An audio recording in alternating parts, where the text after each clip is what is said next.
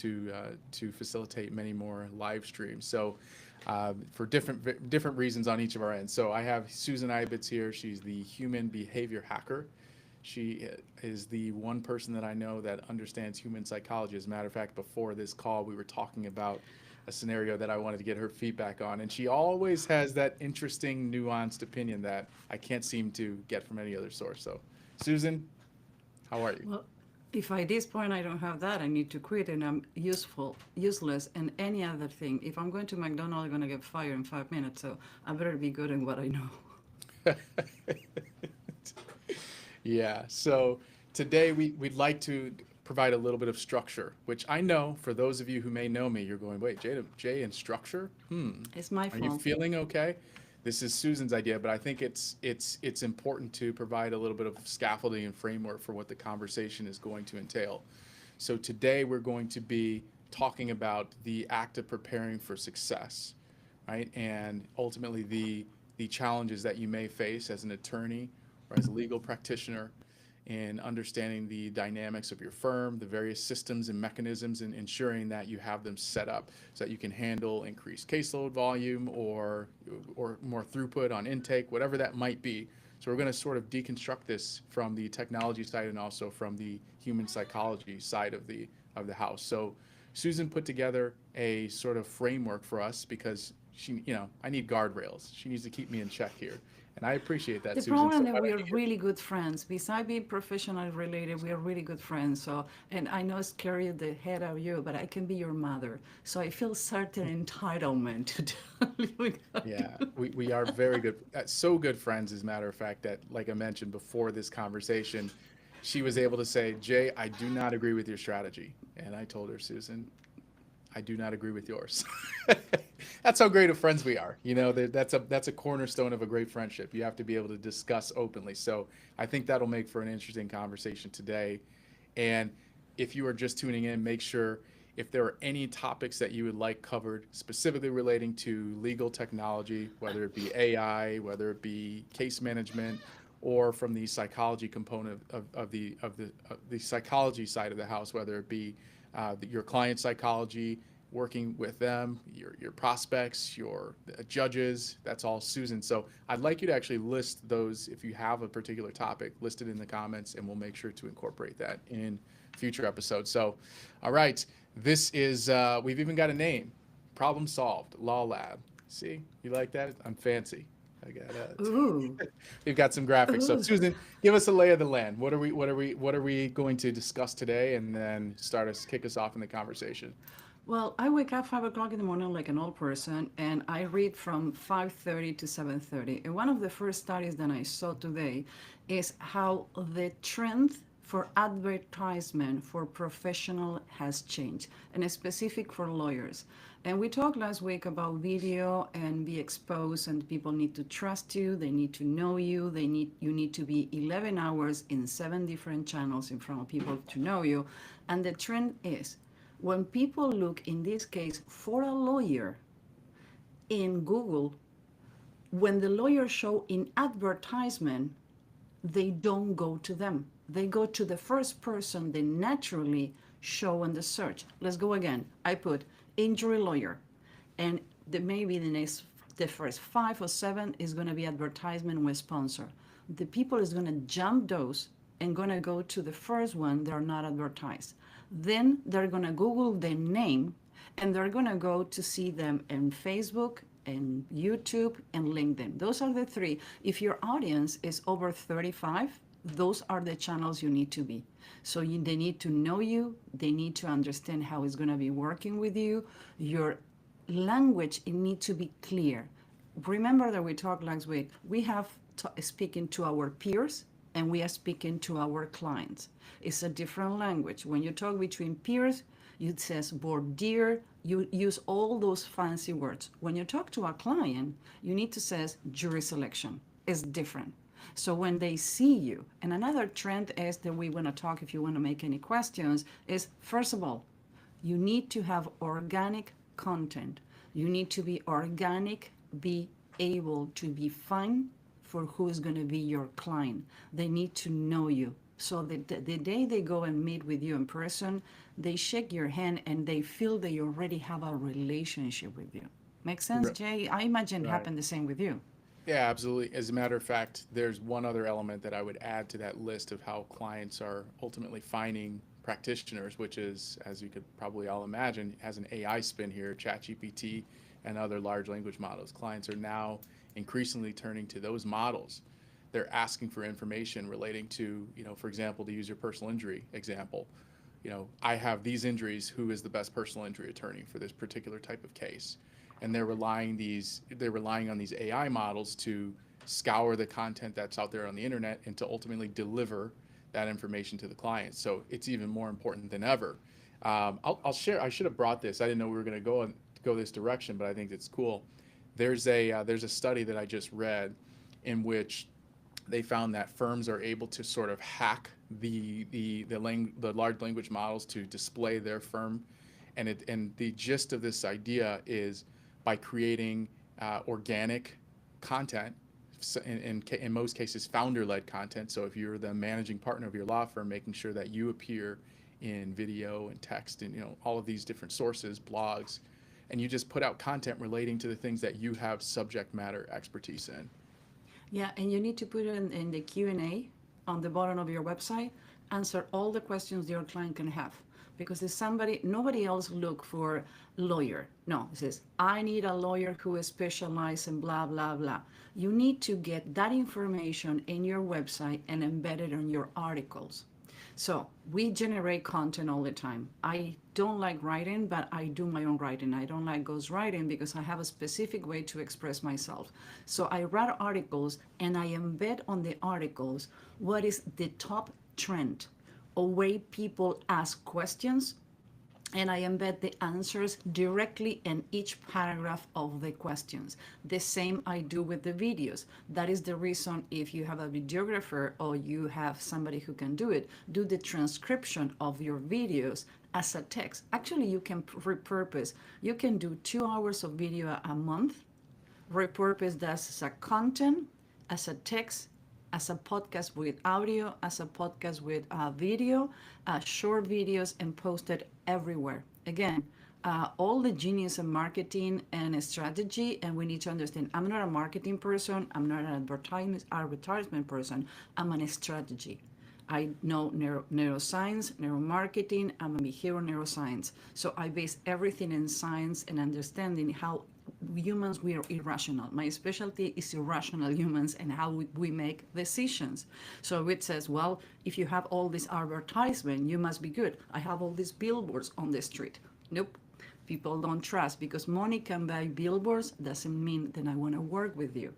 So 2 hours of work as a lawyer a month and having somebody who can chop that material and put it as a content, you're 100% right. I want to read about you. I want to know how you think.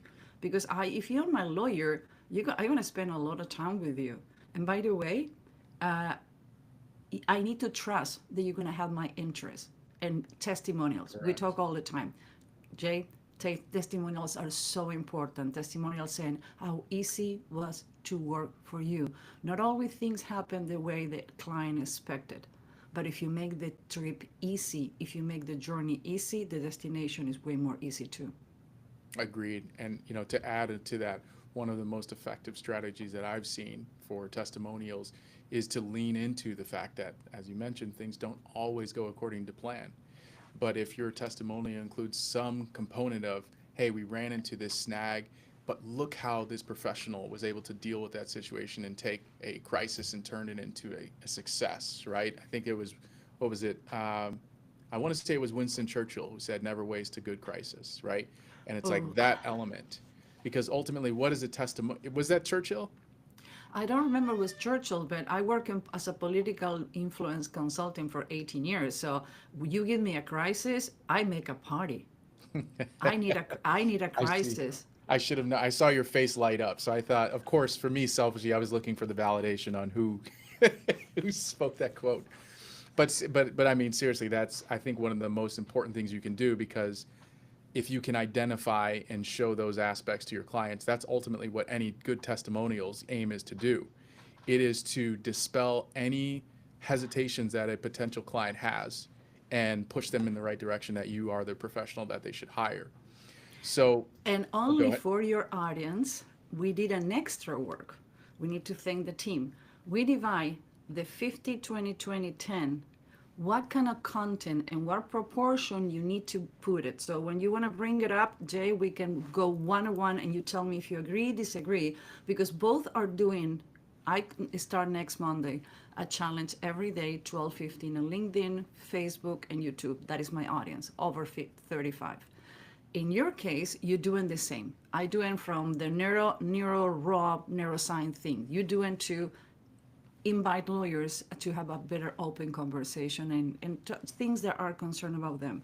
But the way you deliver the message and the content you put out there is extremely important. And both we have media manager people who take that away from us, but at the end of the day, we make the final decisions what is going out. So that sounds fun. So of course, always, yeah, I would love to do that. Let's do that in a second.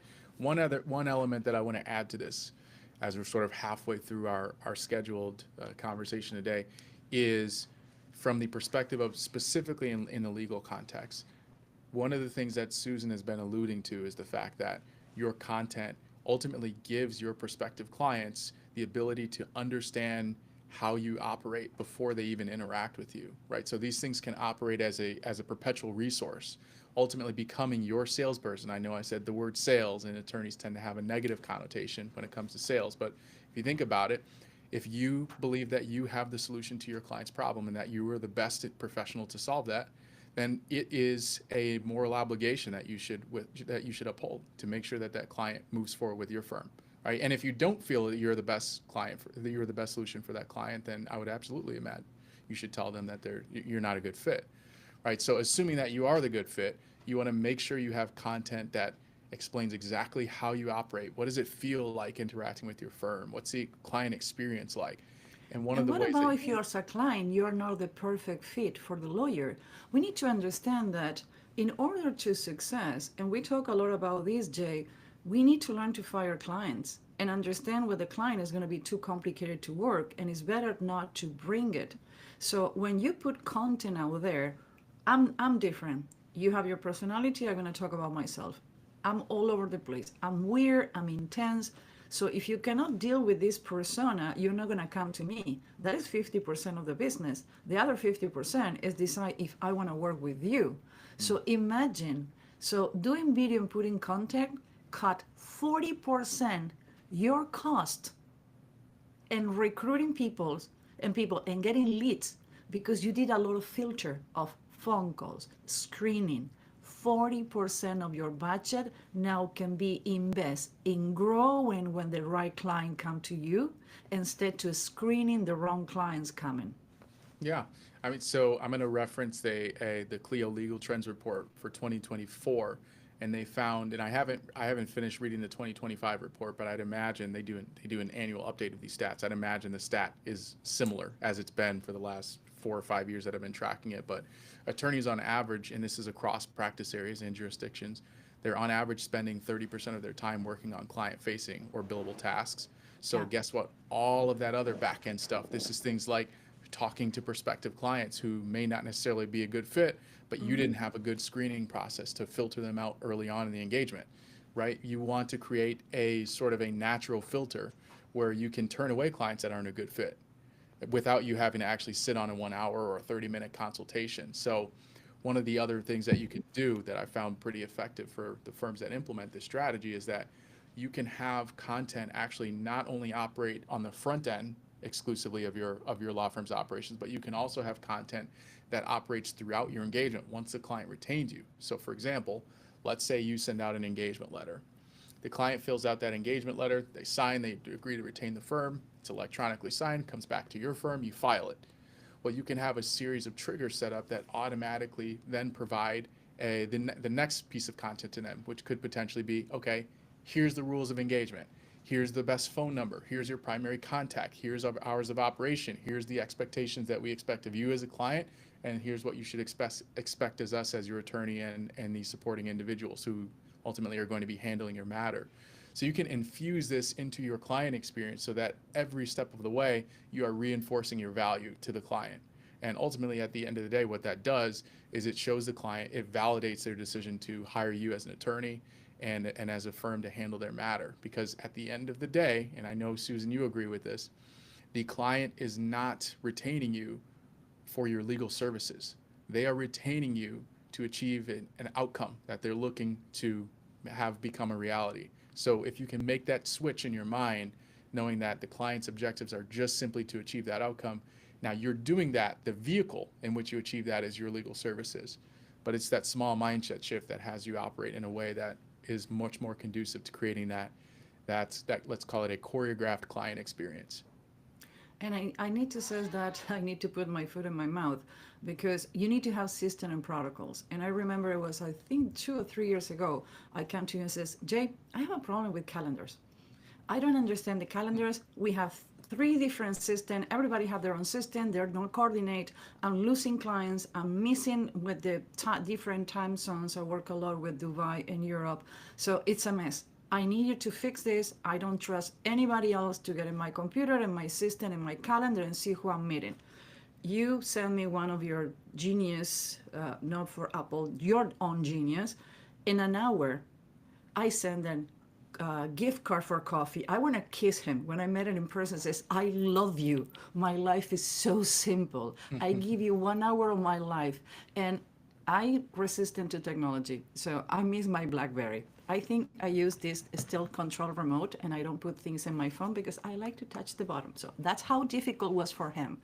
He says, Susan, don't worry, go grab a coffee. I'm gonna walk you through. We did a Zoom. He took control of the computer. He showed me like, I felt I lost so much weight that day. So it's the system and protocols. Now I make for my clients easy to set an appointment. He was says like, Susan, but you're supposed to be intelligent. But I'm on the front running 5 companies. And I don't know how many clients in different continents. I never stop and say, what the heck with the protocol? My agenda is not working. That's the reason I talk with you and like, oh my God, Jay, I adore you. And Colin says, don't make sure this guy never leave your law firm because Yeah. your firm, because he's amazing. We and lawyers happen the same. They are difficult to make changes. So if he can deal with me, I think he can deal with everyone.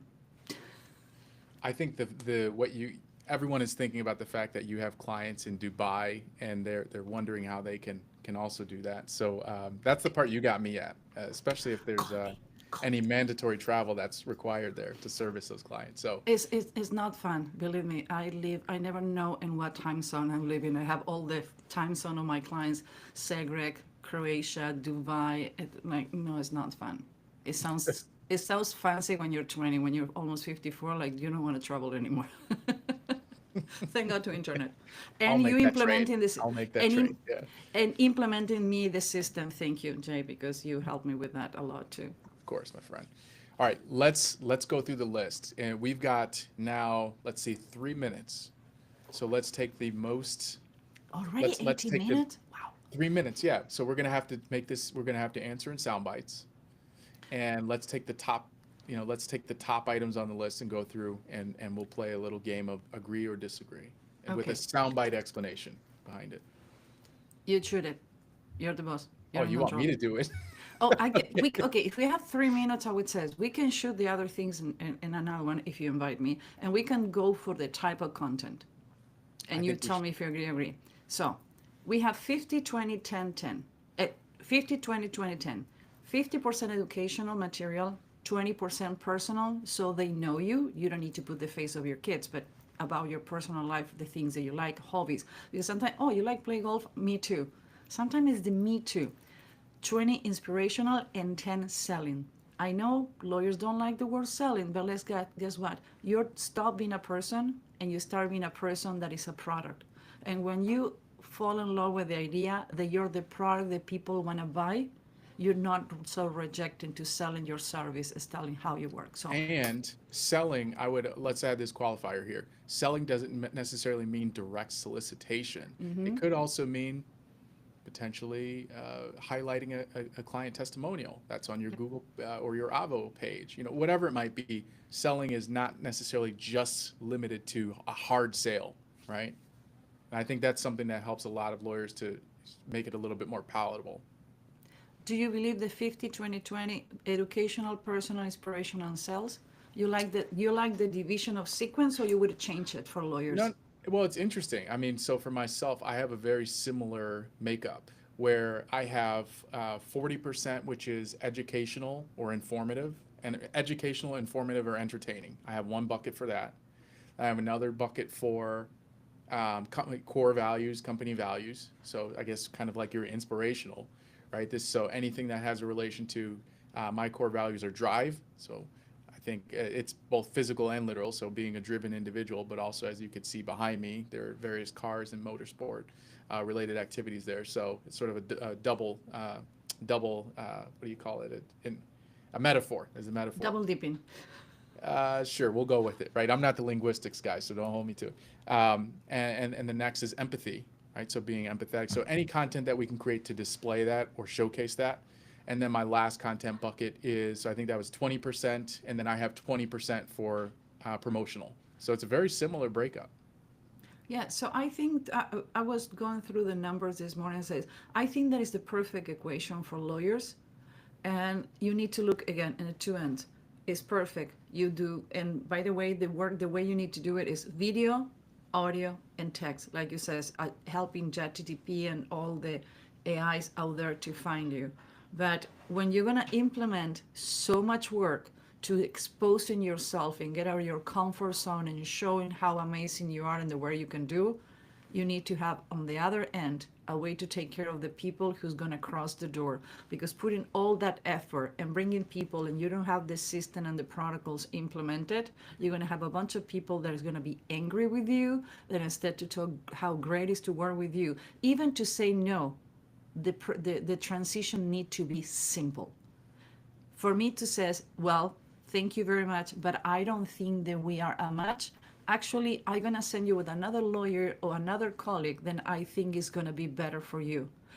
Having all those protocols and systems, even set it up before the people come to the door or cross the frame or pick up the phone, I think they're extremely important. You cannot do without one without another. You cannot design a house and how you're gonna build a house if you don't have the land, or at least where you wanna put the house. Love it. So let's provide some clear. I liked it. I think this session went really well. We're smoothing out our format. So luckily for if any of you are still are still watching with us, leave comments if you like our format, and we'll take it under advisement. Also, if you don't, then we're going to delete those comments. So I'm gonna reply. Let's let's yeah, or at least we'll provide 24 hours. We'll sleep on it. How about that? We'll sleep on it before we respond to the negative comments. All right, so Don't tease me. let I can't help it. All right, so let's leave some closing thoughts. I think closing thought for me would be so when it comes to ultimately creating the necessary ingredients for success, preparing your firm for that successful and for that reality of success, these components stack upon each other. This is nothing that you do is going to be transformative as a one-off. So let's take content, for example. If you're deciding to begin creating blogs or video or text-based content, images, it's all about the consistency. This is where the real results are generated. It's in that compounding effect that happens over time. So my recommendation would be not to overwhelm yourself with the volume right at the beginning. Commit to a number that's sustainable for you, and then as you proceed, then you can analyze how the trajectory has gone, and then increase if you need to. But start small and focus on being in it for the long haul, because even with these AI, large language models finding your content out there, it happens by you having a large volume of information that exists over a sustained period of time. Yeah, in my end will be don't be afraid of technology. And I'm coming from a person who hate technology. But when I cross the line of, wait, technology is my friend, and you have the right people on your side to explain you and walk you through, the amount of hours then I save a week when you incorporate the right system and protocols. And again, I'm on the front end running things. I don't have time to decide what system we're going to be using, but I have people that I trust, they know what they're doing, and that saved me a lot. You do what you need to do.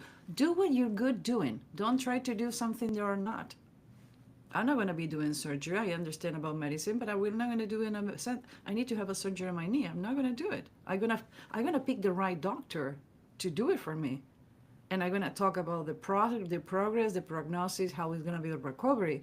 But at the end of the day, I need to choose the best doctor. I don't need to be so headache that I'm going to do it by myself. No, that's what you need to do. Find the right people to do the things that you don't know how to do, or you don't have time to do it because you're better doing something else. Well said. Well said. Specialization is absolutely a modern convenience of the modern world. Take advantage of it. All right, folks, until next time, this has been Jay McAllister and Susan Ivitz signing off.